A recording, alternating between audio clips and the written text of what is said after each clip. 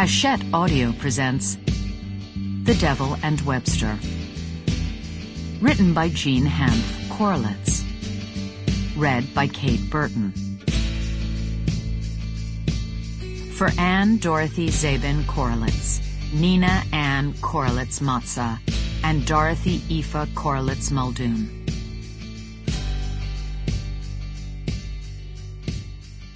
This, sir, is my case. It is the case not merely of that humble institution, it is the case of every college in our land. Of all those great charities founded by the piety of our ancestors to alleviate human misery and scatter blessings along the pathway of life.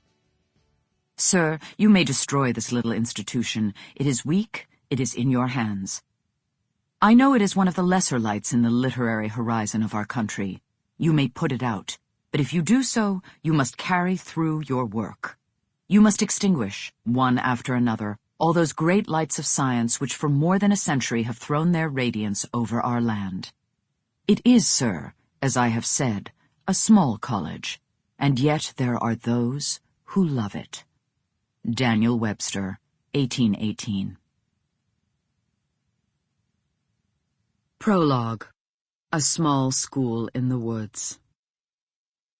At the exact epicenter of the Webster College campus, which was also the exact epicenter of the open rectangular space known today as the Quad, but formerly, and still formally, as the Billings Lawn, a large and unlovely stump protruded from highly tended grass.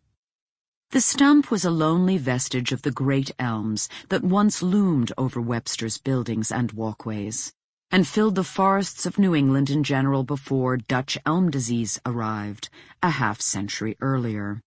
But this particular tree, this particular stump, was not a victim of that arboreal catastrophe. It had been chopped down many years before the first fungus-bearing Scolitis elm bark beetle had met its first North American victim. That stump went back to the very beginning of Webster's story, and it was a beloved symbol of the college to its graduates. Everyone else had to have it explained to them, but wasn't that what it meant to be an insider? The stump had a proper name, naturally. It was the Webster Elm, but nobody used that.